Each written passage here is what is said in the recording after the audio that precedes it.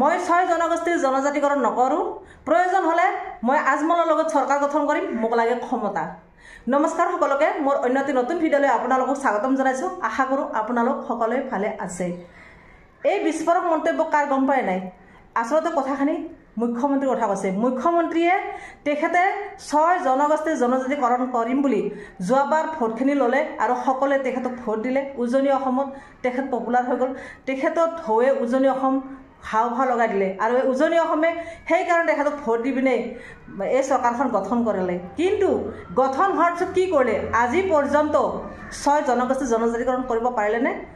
10 বছৰ অসমতো চৰকাৰ হ'ল বিজেপিৰ 10 বছৰ চেন্ট্ৰেলতো হ'ল তাৰ পিছতো 6 জনগোষ্ঠী জনজাতিকৰণ কৰিব পৰা নাই তাৰ মানে কি নকৰে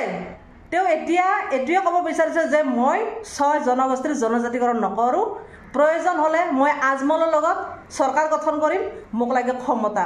এইখিনিকে ক'ব বিচাৰিছে আসলতে এইখিনি কথা মোৰ নহয় আজি এটা মেজমেণ্ট দেখিলোঁ প্ৰশান্ত ৰাজগুৰুৰ সেই সাংবাদিকজনৰ সৈতে আৰু তেখেতৰ সৈতে বহিছে কংগ্ৰেছ প্ৰাৰ্থী অৰ্থাৎ এতিয়া বৰ্তমানত ধুবুৰী যে প্ৰাৰ্থী উঠিছিল ৰকিবুল হুছেইন আৰু তেখেতে বহুত ডাঙৰ বিস্ফোৰক মন্তব্য কৈ গ'ল বিস্ফোৰক মন্তব্য দাঙি ধৰিছে হিমন্ত বিশ্বৰ হয় এই মুখ্যমন্ত্ৰীৰ কথালৈ তেখেতে বহুত ডাঙৰ বিস্ফোৰক মন্তব্য দাঙি ধৰিছে গতিকে মই কি ক'ম আপোনালোকে নিজে শুনিলে গম পাব ৰকিবুল হুছেইনে কি ক'লে সেই 6 জনগোষ্ঠীৰ জনজাতিকৰণৰ কথা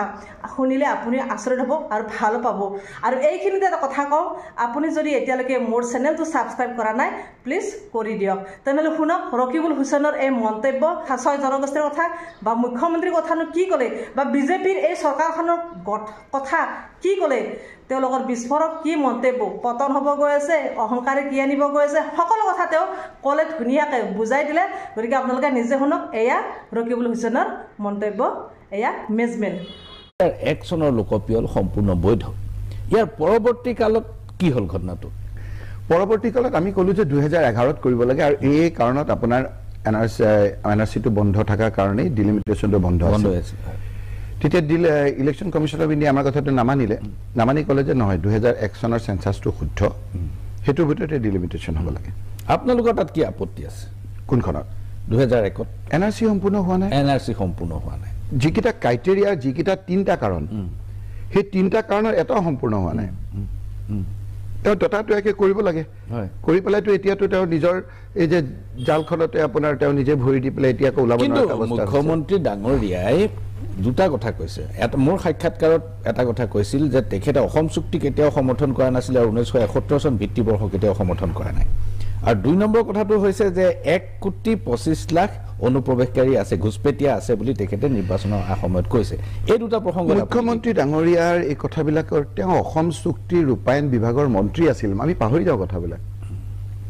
অসম চুক্তি ৰূপায়ণ বিভাগৰ মন্ত্ৰীগৰাকীয়ে কৈছে যে অসম চুক্তিখন নামানো আৰু সেইটো বিষয়ে আমি আলোচনা কৰি আছো তেওঁক কোনে সুধিব তেওঁতো ৰঙা চকু দেখুৱাই দিব মোৰ ভয় লাগে তেওঁক অসম চুক্তি ৰূপায়ণ বিভাগৰ মন্ত্ৰী এনআৰচি ইমপ্লিমেণ্ট কৰাৰ কাৰণে সকলো দল সংগঠনক মাতি আনা সাব কমিটিৰ ওৱান অফ দা মেম্বাৰ তাতোকৈ এখোজ আগুৱাই আজি মই আৰু এটা ইনফৰমেশ্যন দিওঁ বহুতে জানে বহুতে নাজানে সুপ্ৰিম কোৰ্টত তেওঁ এখন নিজৰ নামত এফিডেভিট দিছে নিজৰ নামত দেই ডক্টৰ হিমন্ত বিশ্ব শৰ্মা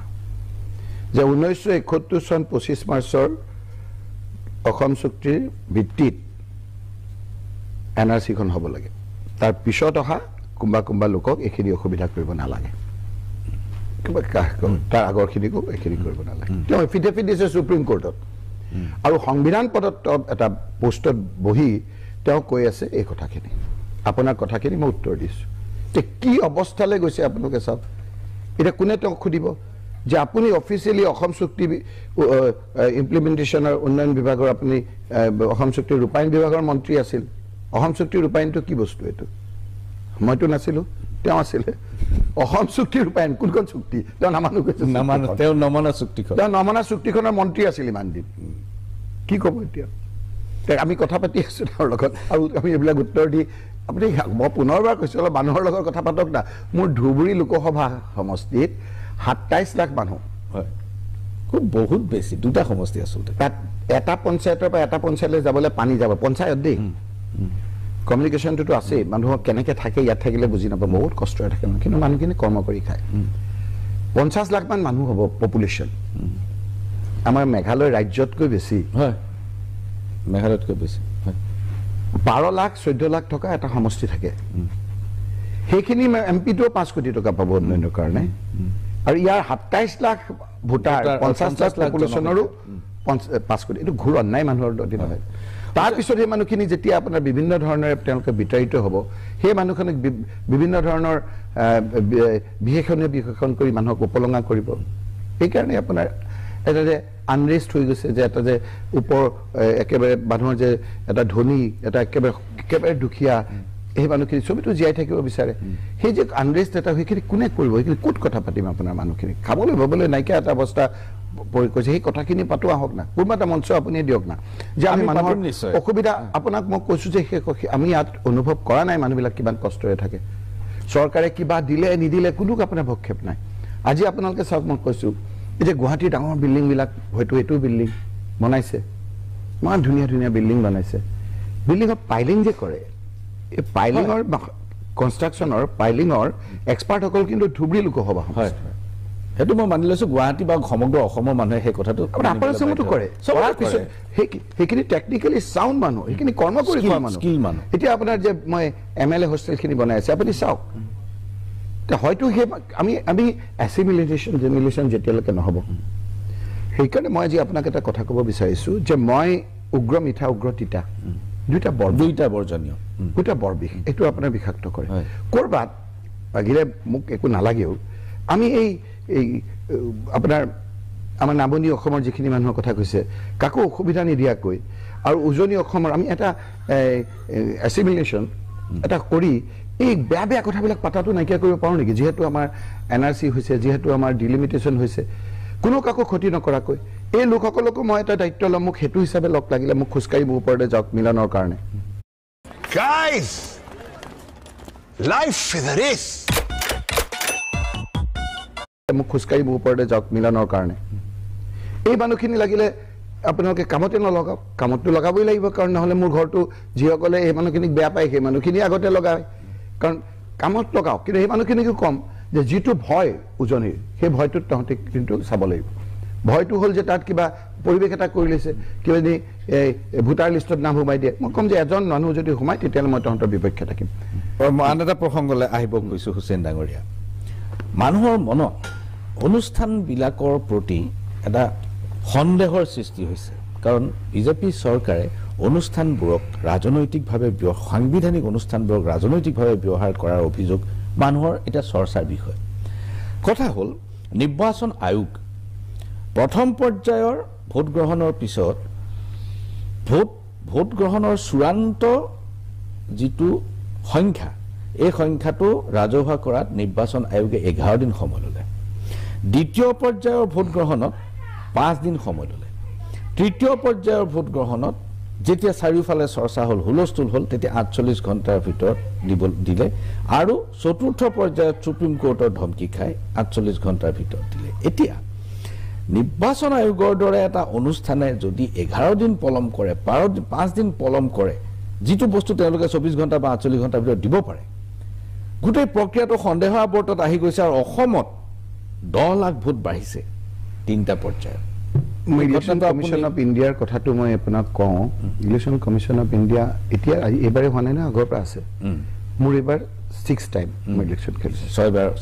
মই আপোনাক একে তথ্যভিত্তিক কথা কৈছোঁ আমাৰ ইলেকশ্যনৰ সময়ত দুটা মাত্ৰ আপোনাক কথা ক'ম বিজেপিয়ে যেতিয়া চৰকাৰ আমাৰ ৰাজ্যটো আমাৰ আৰু কেন্দ্ৰত আমাৰ আছিল নে নাছিল মই পাহৰিছোঁ কিবা কাৰণত বিজেপিয়ে অভিযোগ কৰিলে যে নগাঁৱৰ উপায়ুক্ত আৰু নগাঁৱৰ SP জন সলনি কৰিব লাগে ইলেকশ্যন আৰম্ভ হোৱা নাই দেই জাষ্ট আপোনাৰ নটিফিকেশ্যন হৈছে আৰু ইলেকশ্যন কমিশ্যন অফ ইণ্ডিয়াই তুৰন্ত দুজনকে চেঞ্জ কৰি দিলে ৰাতাৰাত চেঞ্জ কৰি দিলে বুজিলে এইবাৰ যে ইলেকশ্যন কমিশ্যন অফ ইণ্ডিয়াই যে ইলেকশ্যন ডিক্লেয়াৰ কৰিছিল তাৰ আগত আপোনালোকে চাওক দীঘলীয়া নীতি শিক্ষা দিছে কি নিয়ম মানিব লাগিব কোনো এনেকুৱা আজিলৈকে হোৱা নাই কোনো এইবিলাক কথা ক'লে একশ্যন হ'ব হেৰি হ'ব মই নগাঁৱৰ কথাখিনি কৈছোঁ নগাঁও প্ৰদ্যুৎ বৰদলৈ ডাঙৰীয়া আৰু মই একেলগে কেম্পেইন কৰি গৈ থাকোঁতে শেষৰ ফালে এনেকুৱা অত্যাচাৰ চলালে এজন শীৰ্ষস্থানীয় পুলিচ বিষয়াই এজন মানুহ ধৰাই লৈ আনিলে বয়সস্থ পুলিচক তো মই আৰু প্ৰদ্যুৎ বৰদলৈ থানালৈ গ'লোঁ মই থানালৈ একেবাৰে নাযাওঁ দেই তাত গৈ পেলাই ক'লে যে কিয় আনিলে তেওঁ ক'লে যে তেওঁৰ ইটাৰ ভাটা আছে তেওঁ সৰু সৰু ল'ৰা ছোৱালী তাত ঘটাইছে কমপ্লেইনটো কোনে দিলে শিশু শ্ৰমিক তে কোনে কমপ্লেইনটো দিয়ে ইলেকশ্যন আগদিনা দেই কেম্পেইনিঙৰ দিন লাখেকৰ দিনা কোনে দিলে তেতিয়া তেওঁ ক'লে যে এই ছ'চিয়েল ৱেলফেয়াৰ ডিপাৰ্টমেণ্টৰ এটা বিভাগ আছে তেওঁলোকে দিলে women and child welfare child তো আমি তেওঁলোকক ফোন কৰিলোঁ তেওঁলোকে কৈছে আমি দিয়া নাই আচ্ছা আচ্ছা তেতিয়া আকৌ থানাৰ পৰাই মই শীৰ্ষস্থানীয় বিষয়াগৰাকীক ফোন কৰিলোঁ পদ্মদেৱে ফোন কৰিলে তেওঁ ক'লে যদি দিয়া নাই আমি চৌমত ল'ম পুলিচে তেতিয়া চৌমত ল'ব আচ্ছা আচ্ছা সেই অভিযোগটো আমি ৰিটাৰ্ণ দিলোঁ নো একশ্যন ইলেকশ্যনৰ মাজত আৰু বহুত ঘটনা হৈছে মোক প্ৰেছাৰ দিবৰ কাৰণে মোকতো আপোনাৰ নমিনেশ্যনৰ সময়ত মানে 4জন মানুহ যাব পাৰে যে নগাঁৱত মই যাওঁতে প্ৰদ্যুৎ বৰদলৈয়ে ক'লে যে তুমিও লগত থাকিবা মই আগত থাকিব যাওঁতে এজনে মোক সোমাব নিদিয়ে মই অসমৰ 5জন মান যদি আপোনাৰ একেলেঠাৰীয়ে জিকা লোক আছে মই তাৰ ভিতৰতে মোক যাব নিদিয়ে মইতো আপোনাৰ ৰখি দিলোঁ জোৰ জবৰ কিয় যাম পিছত বোলে কিবা ইনষ্ট্ৰাকশ্যন বুলি ক'লে মোক প্ৰদ্যুৎ দাই ক'লে যে কাৰোবাৰ ইনষ্ট্ৰাকশ্যন আছিল তুমি গ'লে অলপ মোৰ ভাল হ'বৰ কাৰণে যাব নিদিয়ে পিছততো গ'লোঁ বাৰু তাৰপিছতে আমি লিখিলোঁ কোনো একশ্যন নহ'ল এইবিলাক ইলেকশ্যন সময়ত একশ্যন হয় দেই তাৰপিছত আকৌ মোৰ সমষ্টিত প্ৰায় 24জন মান মানুহক পুলিচে চাৰ্কুল অফিচাৰে মাতি নিলে যে 107 মানে কিবা আপোনাৰ কেছ এটা কৰি চহী কৰিব লাগে তে মই হাইকোৰ্টত আনি সেইটো ষ্টে কৰিলোঁ বেলেগ কথা বোলে কোনে কমপ্লেইন দিলে বোলে মানুহে দিলে যে কোন মানুহ এইবিলাক চাব পাৰে মোৰ উকিলে গৈ যেতিয়া চালে পুলিচে দিছে সেই পুলিচজনৰ কথা যেতিয়া আমি লিখি দিলোঁ কোনো একশ্যন নাই মানে আগতে কি হয় আপোনাৰ এনেকৈ লগে লগে একশ্যনবিলাক হয় তেতিয়া গোটেই বস্তুটো নিৰপেক্ষতা স্পষ্ট হয় নিৰপেক্ষতাটো আপোনাৰ মানে নিৰপেক্ষতাটো তেওঁলোকৰ প্ৰমাণ হয় নিৰপেক্ষটো নহয় পক্ষধাৰে গতিকে আপুনি যিখিনি কথা কৈছে আজি যে মুখ্যমন্ত্ৰী ডাঙৰীয়াই ইয়াত এটা কথা কৈছে তাত যে কথা কৈ আছে যিবিলাক কথা কৈ আছে অসাংবিধানিক আনকনষ্টিটিউচনেল এজন কনষ্টিটিউচনৰ মৰ্যাদা সম্পন্ন পদত থাকি আনকনষ্টিটিউচনেল কথা ক'লে ইলেকশ্যন কমিশ্যন অফ ইণ্ডিয়াই চৌমত কেছ লৈ তেখেতক এইখনৰ পৰা বাৰণ কৰিব লাগে তেওঁৰ বিৰুদ্ধে একশ্যন ল'ব লাগে মুখ্যমন্ত্ৰীৰ ৰঙা চকুত সাহস আছে আমাৰ কৰিবৰ কাৰণে আপুনি এটা ডিলিমিটেশ্যনটো যিটো কৰি দিলে আপুনি তেতিয়াৰ পৰাই মই ইলেকশ্যন কমিশ্যন অফ আচ্ছা what is the motive of delimitation কথা হ'ল যে এটা সমষ্টিৰ এখন ৰাজ্যৰ পপুলেশ্যনটো বাঢ়ি যায় ইকুৱেল ডিষ্ট্ৰিবিউশ্যন কৰে সমমিত বিতৰণ এটা সমষ্টিত 3,25,000 বিধানসভাত ভোট আছে আৰু এটা সমষ্টিত 1.5 লাখ ভোট আছে এইটো হ'ব এটা সম মোৰ ধুবুৰী লোকসভা সমষ্টিত 11টাত 27 লাখ মানুহ আছে এটাত 12 লাখ আছে এইটো হ'ব আপুনি কাৰ লগত কথা পাতিব কি কথা পাতি আছো আমি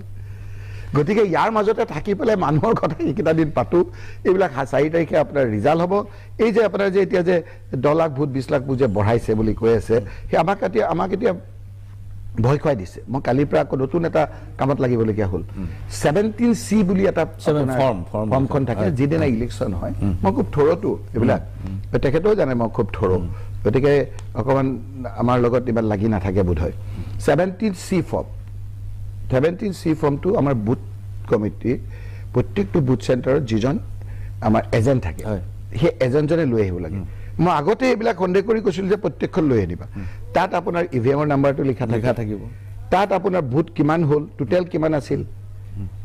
সেই ভিত্তিত আমি কিমান পাম কিমান নাপাম সেইটো উলিয়াই দিব পাৰি যদি ভালকৈ আপুনি মাইণ্ডেডলি যদি কৰে লোকসভা সমষ্টিত দিগদাৰ মই উলিয়াই দিছোঁ আমি কিমানত জিকিম মই নকওঁ বেলেগ কথা গতিকে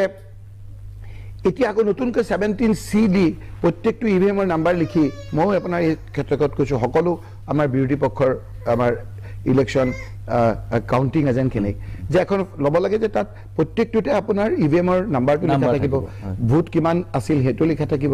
পলিং কিমান লিখি থাকিব মেল কিমান ফিমেল কিমান সেইটো বোধহয় তাত লিখা থাকে গতিকে এইখিনি যদি 17C ফৰ্মটো যদি থাকে তাত যদি আপোনাৰ প্ৰিজাইডিং অফিচাৰ পুলিং আমাৰ প্ৰিজাইডিং অফিচাৰ আৰু পুলিং এজেণ্টবিলাকৰ যদি চহী থকা কাগজখন হয় তাৰ লগত টেলি কৰি যদি আমি প্ৰত্যেকটোতে কৰোঁ ক'ৰবাত নহয় ক'ৰবাত এইটো ধৰা পৰি যাব ইমানখিনি কৰিলে ক'ৰবাত ধৰা পৰি যাব সেইটো আমাৰ বাকীবিলাকত কৈ থকাতকৈ য'ত হয় আমাৰ ওপৰত যুঁজিব কিন্তু এইখিনি আমি যুঁজিবৰ কাৰণেতো তেওঁলোকক এৰি দিব নোৱাৰি গতিকে এইখিনিৰ কাৰণে আমি একদম পুৱা তৈয়াৰ হৈ থাকিব লাগিব যে ক'ৰবাত ঘটনা হ'লে এইখিনি কৰিব লাগে আৰু যিজন অফিচাৰে কৰে ইমিডিয়েটলি তেওঁৰ বিৰুদ্ধে একশ্যন ল'বৰ কাৰণে ইলেকশ্যন কমিশ্যনক ক'ব লাগে আইন আদালত আছে নহ'লে আইন আদালতৰ আছে হুছেইন ডাঙৰীয়া ধুবুৰীত আপোনাৰ জয় নিশ্চিত কৰিমগঞ্জ আৰু নগাঁৱতো কংগ্ৰেছ জিকিব বুলি সকলোৱে হিচাপ নিকাচ কৰি আছে এনেকুৱা সময়ত এইটো দেখা গৈছে যে তিনিওখন আসনত আজমল নিজে আৰু আজমলৰ দুজন প্ৰতিনিধি বিধ্বস্ত হ'ব অৰ্থাৎ AIDF দলটো সংসদৰ পৰা সম্পূৰ্ণ উৎখাত হ'ব আৰু অসমতো নিশ্চিহ্ন হোৱাৰ পৰ্যায়ত আছে AIUDF বা আজমলৰ দৰে এলিমেণ্ট যদি ৰাজনীতিৰ পৰা নোহোৱা হৈ যায় তেনেহলে অসমৰ ৰাজনীতিক এটা বেলেগ ৰূপত দেখিবলৈ পোৱাৰ সম্ভাৱনা আছে আপুনি কি ধৰণে সেই প্ৰতিচ্ছবিখন আপোনাৰ সন্মুখত আহে ডাঙৰ কথা সুধিছে এইটোৱে সকলোতকৈ নিৰ্বাচনৰ আপোনাৰ ৰাইজৰ এটা ৰাজ্যখনৰ কাৰণে এটা শুভ আপোনাৰ লক্ষণ আৰু শুভ সিদ্ধান্ত মই প্ৰত্যেক দিন কৈ আছো যেতিয়ালৈকে আপোনাৰ এই উগ্ৰ মিঠা উগ্ৰ তিতা এই কথাবতৰাবিলাকে যদি আপোনাৰ নাইকিয়া নহয় তেতিয়াহ'লে সাধাৰণ মানুহৰ কথাবিলাক চৰকাৰখনে গুৰুত্ব নিদিয়ে বাৰে বাৰে মই এইখিনি কথাকে আপোনাক ক'ব বিচাৰি আছো আৰু সেইকাৰণে আপুনি ময়ো এই ইয়াৰ কথাটো আমি এনেকুৱা ধৰণৰ কথা পাতি আছো যে মুখ্যমন্ত্ৰীয়ে থাৰ্ড ফেজত হোৱা কথাটো বাদ দি ফিফ্থ ফেজত হোৱা বেয়া কথাবিলাক পাতি আছো তেতিয়া হ'ব কি মানুহৰ পোৱা নোপোৱাৰ কথাবিলাক যে আপোনালোকে নিৰ্বাচনৰ আগত কৈছিল যে ধাৰ ল'ব নালাগে তৰুণ গগৈ ডাঙৰীয়াক আপোনালোকে কোনোৱাই দিছিল এতিয়া কিয় আপোনালোকে 1,50,000 কোটি টকা ধাৰ লৈ কিয় আপোনালোকে বিভিন্ন যুক্তি দিছে এই কথাবিলাক আলোচনা তেতিয়া হ'ব এইখন বিধানসভাত কোনোৱাই দিছিল যে 10,000 কোটি টকা মুখ্যমন্ত্ৰীয়ে ধাৰ লৈছিল গোটেই অসমৰ অৰ্থনৈতিক অৱস্থাটো ভাঙি চিঙি চুৰমাৰ কৰিলে তেতিয়া ভাবিছিল যে টক শ্ব' হ'ল বহুত যে মুখ্যমন্ত্ৰী এজন আহিলে এওঁ কিন্তু আপোনাৰ কোনো ধাৰ নলয় কিন্তু 1,50,000 কোটি টকা ধাৰ ল'লে এইকেইটা দিনত নিৰ্বাচনৰ মাজত থাকোঁতে 1,000 কৈ আনাদাৰ 3,000 কোটি টকা ধাৰ ল'লে নিৰ্বাচন প্ৰক্ৰিয়াৰ মাজতে তাৰ মাজতো আপোনাৰ যিবিলাক কথা এটা কমিটমেণ্টৰ কথা আহিব যে কি কাৰণে কংগ্ৰেছক বাদ দিলে কি কাৰণে বিজেপিক গ্ৰহণ কৰিলে যিখিনি কথা কৈছিলে সেইখিনি কৰিছে নে নাই এইবিলাকতো ক'লে এতিয়া আকৌ আপোনাৰ ভাবিব যে এইখিনি পুৰণা কথাই কৈ আছে পুৰণা নহয় কংগ্ৰেছক যিহৰ কাৰণে নাকচ কৰিছিল তাৰ ভিতৰত অন্যতম কাৰণ আছিল দিল্লীত যে কংগ্ৰেছে চাকৰি বাকৰি দিব পৰা নাই 2 কোটিকে বছৰি দিম এইবিলাক কথা এতিয়া আলোচনা নহয় পুৰণা বুলি কয় বছৰি 2 কোটিকে হ'লে 10 বছৰত কিমান হ'ব 20 কোটি হ'ব লাগিছিল 20 কোটি এই সময়তে আজিৰ মুখ্যমন্ত্ৰী সেই সময়ৰ মন্ত্ৰী বিজেপিৰ নেতা হিমন্ত বিশ্ব শৰ্মা ডক্টৰ তেখেতে কৈছিল যে মই 25 লাখকে মাহে দিম 25 লাখকে হ'লে এতিয়া 7 বছৰমান হ'ল তেতিয়া হ'লে হ'ব বোধহয় বছৰ 25 লাখকে তেওঁ মুখেৰে কৈছিল একদম এনেকৈ থিয় হৈ হেৰিও কৰিছিল আপোনাৰ পৰীক্ষা দিব বুলি সেই 25 লাখৰ হিচাপ কৰিলে আপোনাৰ প্ৰায় 1.5 কোটি 1 কোটি 75 লাখ হয় 1 লাখ দিবলৈ টানাটানি দেখোন 1 লাখ চাকৰি এতিয়া কয় আমি সেইবিলাক কথাবিলাক তেতিয়া পাতিব লাগিব এতিয়া যে আপোনাৰ যে এইবাৰ সকলোতকৈ ঘটনা ক'ত জানে আপুনি এনে আপোনাক মই ইণ্টাৰভিউটোত কৈছিলোঁ পিছত মই চাবলৈ নহ'ল এই লাখপতি বাইদেউ বুলি যে এটা ওলাল যে লাখপতি বাইদেউ তেওঁলোকৰ কাল হ'ল কেনেকৈ এগৰাকীও নাপালে মই সেইকাৰণে মুকলিকৈ কৈছিলোঁ যে মুখ্যমন্ত্ৰী হিমন্ত বিশ্ব শৰ্মাক গেৰেণ্টি কৈছিল নহয় লাখপতি বাইদেউ এই লাখপতি পোৱাৰ আশাত আপোনাক মই দেখুৱাই দিম আপোনাৰ মেছেজ এজন NRLM national rural livelihood mission সেইটো মই যেতিয়া পঞ্চায়ত মন্ত্ৰী আছিলোঁ দিল্লীত যেতিয়া UPA চৰকাৰ আছিল ডক্টৰ মনমোহন সিং প্ৰধানমন্ত্ৰী মই আপোনালোকক বুকলেটখনে দি দিম যেতিয়া আমাৰ তৰুণ গগৈ মুখ্যমন্ত্ৰী আছিল সেই সময়ত ইণ্ট্ৰডিউচ কৰিছিলোঁ যাতে 10 গৰাকী আত্মসহায়ক গোট খুলি বেংকলৈ যোৱা আৰম্ভ কৰে ৰিভলভিং ফাণ্ড দিয়ে এই কথাটোকে মুখ্যমন্ত্ৰী ডাঙৰীয়াই তেওঁ লাখপতি বাইদেউ বনাই দিলে মানুহে ভাবিলে লাখ টকা পাম একেখিনি মানুহকে মই নগাঁৱৰ কথা সেই সময়ত জানিছোঁ একেখিনি মানুহকে মুখ্যমন্ত্ৰী যোৱা বহৰমপুৰৰ মিটিঙতো নিয়ে একেখিনি মানুহ বহৰমপুৰ কাজিৰঙাৰ প্ৰধানমন্ত্ৰী মিটিঙতো যায় ভাবিছিল এনেকুৱাকৈ দিছে যে লাখ টকা পাব এটকাও নাপালে ভোট আহি গ'ল আমি কৈছোঁ যে মুখ্যমন্ত্ৰী হিমন্ত বিশ্ব শৰ্মাৰ যিখিনি লাখপতি বাইদেৱে লাখ টকা পাইছে সকলো আপোনাৰ বিজেপি আৰু UDFক তেওঁলোকৰ পাৰ্টনাৰ তেওঁলোকক দি দিয়ক আৰু যিসকলে নাই পোৱা আমাক দি দিয়ক হিচাপ নিকাচটো বাকচত ওলাই যাব আনকি মই কৈছোঁ যে মুখ্যমন্ত্ৰীয়ে যিসকলক চাকৰি দিছে তেওঁলোকৰ পৰিয়ালসহ বিজেপিক দি দিয়ক আৰু যিসকলে চাকৰি নাই পোৱা আমাক দি দিয়ক হিচাপ নিকাচটো ওলাই যাব এতিয়া আপোনাৰ মূল কথাটো উত্তৰটো হ'ল যে মূল্যবোধ প্ৰমূল্যবোধৰ ৰাজনীতি তেতিয়া হ'ব যে এইখিনি কাৰণে আমি কংগ্ৰেছক নাকচ কৰিছিলোঁ এইখিনি কমিটমেণ্ট আছিল এইখিনি এইখিনি ফুলফিল কৰিলে এইখিনি নাই কৰা গতিকে আপোনালোককো বিদায় সেইটোৱেই মূল কথা তেতিয়া হ'ব কি ৰাইজক ভয় কৰিব নহ'লে বিভিন্ন ধৰণৰ প্ৰদূষণ কথা কৈ তাত গৈ এটা কথা ক'ব, ইয়াত গৈ এটা কথা ক'ব, নিজৰ ঘাঁহখিনিও লগাব কলগেছিয়াৰ মানুহ দি আনি। বুজি নাই পোৱা বোধহয় আপুনি। নিজৰ কাৰ্পেট গ্ৰাছটো মুখ্যমন্ত্ৰী চাগৰে মই অফিচিয়েলি কৈ আছোঁ আপোনাক, নিজৰ কাৰ্পেট গ্ৰাছ ৰাতিপুৱা উঠি খোজকাঢ়িব, চকু ভাল হ'ব, যিখিনি গ্ৰাছ লগাইছে, যিখিনি তেওঁ এই 1 কোটি নে কিমান মানুহৰ কথা কৈছে কলগেছিয়াৰ সেই মানুহখিনিয়ে কাৰ্পেট গ্ৰাছ তেওঁ তাত লগাইছে। মোৰ তাত কাম কৰিব দিলোঁ, আধাখনীয়া কৰি নাহা হ'ল, মুখ্যমন্ত্ৰীৰ লগত তেওঁলোক গুচি গ'ল। নামে কৈ দিম মই পিছত, খুব ভালকৈ বুজি নাপাব পাৰে, তেওঁলোকে বুজিব।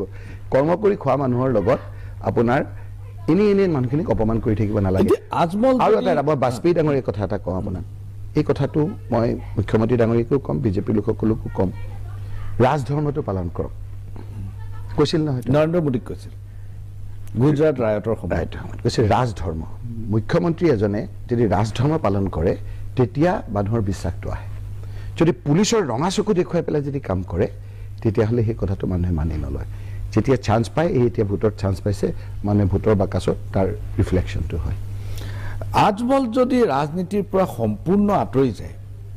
জাতিৰ কাৰণে, অসমৰ কাৰণে আৰু মুছলমানৰ কাৰণে ভাল হ'বনে বেয়া হ'ব? সামগ্ৰিকভাৱে লাভ হ'ব, সকলো জাতি জনগোষ্ঠীৰ কাৰণে লাভ হ'ব। উজনি অসমত কি কৰিলে যোৱাবাৰ আপোনাৰ বিজেপি দলে, এই মুখ্যমন্ত্ৰীয়ে বোধ হয় সেই সময়ত যেতিয়া তৰুণ গগৈৰ লগত আপোনাৰ মুখ্যমন্ত্ৰীৰ যুঁজত তেওঁ বিজেপিলৈ গুচি গৈছিল, এই আমাৰ আজমল ডাঙৰীয়াই কি কাৰণত গৈছিল মই জানো, আৰু এজন MLA গৈ পেলাই এই হোম মিনিষ্টাৰকো লগ ধৰা ফটো আছে। আমাৰ পত্ৰ দিছে, সেইটো স্মাৰক পত্ৰ দেই। প্ৰধানমন্ত্ৰী ডাঙৰীয়াক তেওঁৰ ভায়েকেও কিবা কাগজ এখন দিছে, স্মাৰক পত্ৰ নে তেওঁলোকৰ কিবা ব্যৱসায়ী আমি নাজানো, স্মাৰক পত্ৰ বুলি আপুনি কৈছে, সেইদিনা কি দিছে নাজানো, স্মাৰক পত্ৰৰ বিষয়বস্তু আমাক আহি নক'লে। তাৰপিছতে এই যে নিৰ্বাচনত যিবাৰ উজনিত এই আজমল ডাঙৰীয়াৰ কথাবিলাক কৈ একদম পলাৰাইজেশ্যন এটা কৰি দিলে, মুখ্যমন্ত্ৰী তৰুণ গগৈক এখন মেমৰেণ্ডাম দিছিল। এই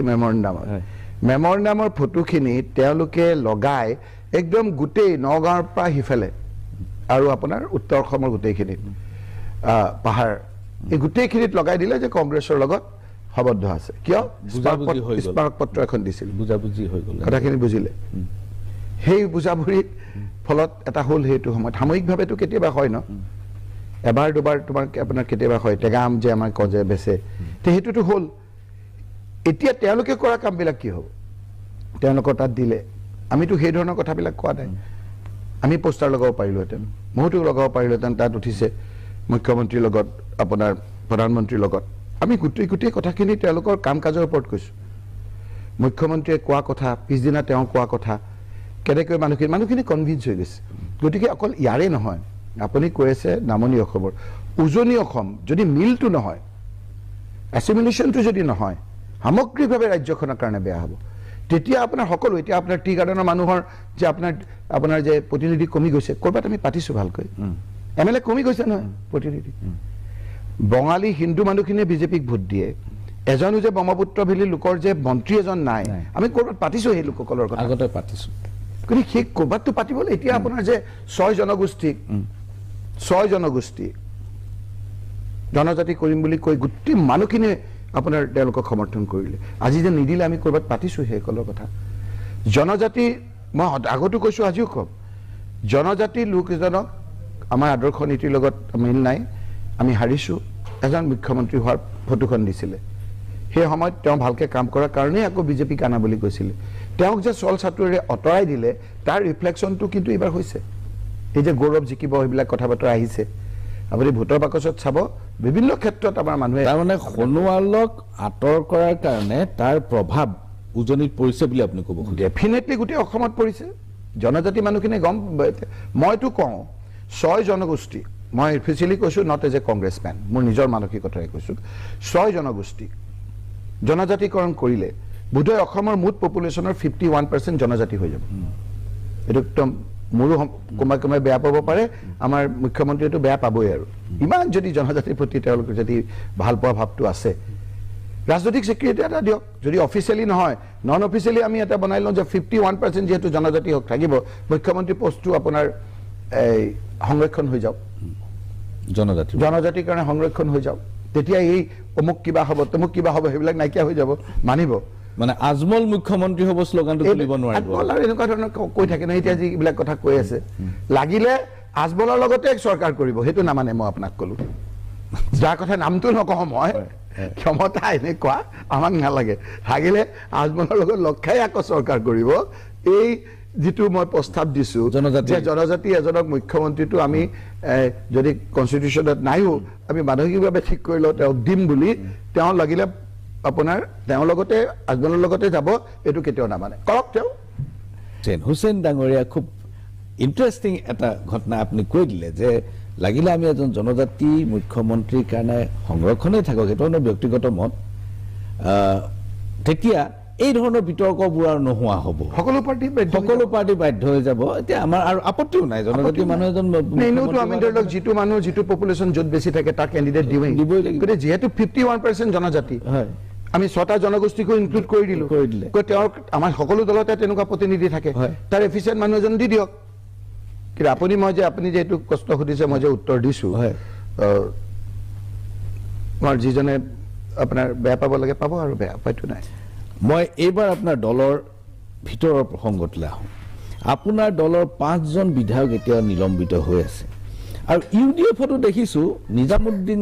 সুজামুদ্দিন দুয়োজনকে এইবাৰ চৌকছ কৰিছে দল বিৰোধী কাৰ্য তেওঁলোকৰ কি কনফ্লিক্ট মই নাজানো বা জানিবৰ ইচ্ছাও নাই মোৰ এতিয়া এই দুটা কথা হ'ব পাৰে আপোনালোকে এই বিধায়ক 5জনৰ সম্পৰ্কত আপোনালোকে কি ব্যৱস্থা ল'ব ইতিমধ্যে স্পীকাৰলৈ বোধ কৰোঁ লিখিছে আৰু ইউডিএফ বিধ্বস্ত হোৱাৰ পিছত যদি ইউডিএফৰ মানুহবোৰ আপোনালোকৰ তালৈ আহিব খোজে যিটো হিতেশ্বৰ শইকীয়াৰ দিনত ইউএমএফৰ ক্ষেত্ৰত হৈছিল অৰ্ধেন্দু দে শান্তিৰঞ্জন দাসগুপ্তা সকলোবিলাক কংগ্ৰেছলৈ গুচি আহিছিল সেই ধৰণৰ এটা পৰিস্থিতি হ'বগৈ পাৰে নেকি মানে মই আজি আপোনাক কৈছোঁ যে আপোনাৰ মুখেৰে আপুনি মানে গুৱাহাটীত আছেতো আৰু আপুনি মই এজন আগতো কৈছোঁ যে আপুনি গোটেই আজিৰ তাৰিখৰ এজন অভিজ্ঞ